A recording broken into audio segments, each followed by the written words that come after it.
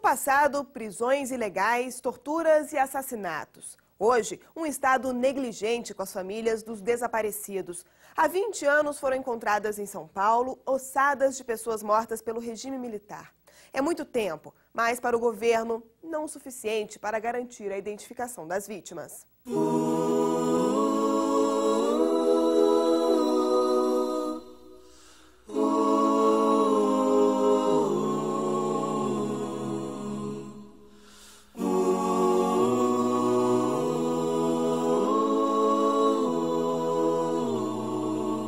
Minha tortura foi choque elétrico, soco no peito, telefone e tortura psicológicas, né? Porque meus filhos estavam na mão deles e ameaçavam desaparecer com eles. Eu pensei mesmo em não recuperar meus filhos. Sempre pensei.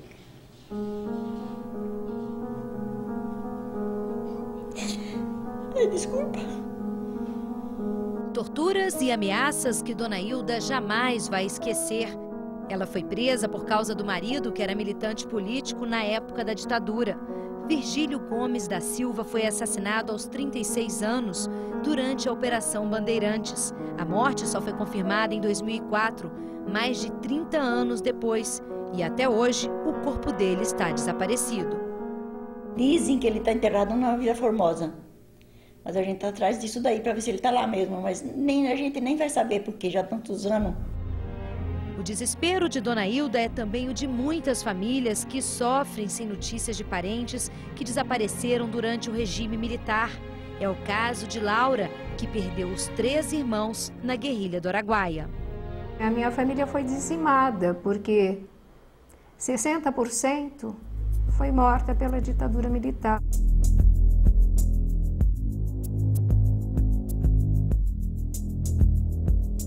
Jaime, Lúcio e Maria Lúcia Petit desapareceram na mesma época. Segundo Laura, os 3 foram assassinados por militares. Já se passaram 3 décadas, mas apenas o corpo de Maria Lúcia foi identificado. O corpo da Maria Lúcia foi o único que foi exumado num cemitério em Xambioá e identificado em 1996, 24 anos depois da sua morte. Neste cemitério foram encontradas 2 ossadas, foram trazidas para a Unicamp em 1991. A descoberta da vala clandestina no cemitério de Perus, em São Paulo, reacendeu a esperança de muitas famílias que ainda esperam por respostas. Ao todo, mais de 1.000 ossadas foram encontradas e levadas para laboratórios de universidades em São Paulo e Minas Gerais. Apesar da insistência dos parentes, o trabalho de identificação nunca foi concluído.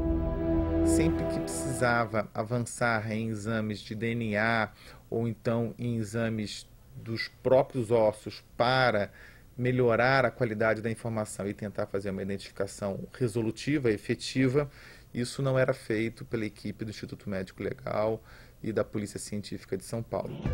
O presidente da Comissão de Mortos e Desaparecidos Políticos, criada pelo governo para ajudar a esclarecer os fatos ainda obscuros daquele período, tenta justificar a demora.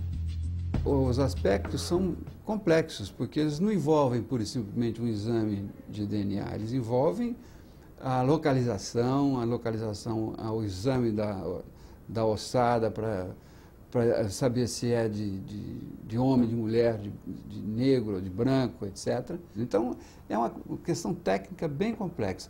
Evidentemente, para isso, você precisa de verba disponibilizada para tanto. O governo nunca se interessou, nunca aparelhou, essa comissão não tem orçamento próprio, essa comissão não tem sequer um funcionário, um secretário executivo que possa fazer esses trabalhos. Diante da falta de providências, o Ministério Público levou o caso à Justiça. O juiz deu um prazo de 6 meses para que a União e o governo de São Paulo analisem todas as ossadas. Para garantir que o trabalho seja mesmo concluído, um laboratório especializado em exames de DNA deve ser contratado. A decisão também obriga o governo a reestruturar a Comissão de Mortos e Desaparecidos Políticos. A mim, me parece que o Ministério Público tem razão quando identificou como princípio básico da dignidade a identificação desses ossos, desses corpos, para que as famílias possam fazer um sepultamento digno, mediante ofícios religiosos, e encerrar uma página da história brasileira, uma página constrangedora da história brasileira. 25 anos depois do fim do regime militar, o Brasil ainda tem cerca de 140 desaparecidos políticos. A falta de respostas gera angústia e sofrimento para as famílias. São pessoas como Hilda e Laura que até hoje buscam a verdade. A gente não sabe onde ele está. Se a gente quer levar uma flor, quer levar queimar uma vela para ele, não sabe onde ele está enterrado, né? É um luto eterno, que a gente nunca concretiza, a gente fica sempre com a esperança que ele esteja vivo e fica imaginando como, inclusive, o que é mais, o que causa mais dor aos familiares é não saber o que aconteceu, e ainda mais que a gente sabendo que foi um desaparecimento forçado causado pelo Estado, por uma violência exercida pelo Estado, que devia proteger os seus cidadãos e não o contrário, né?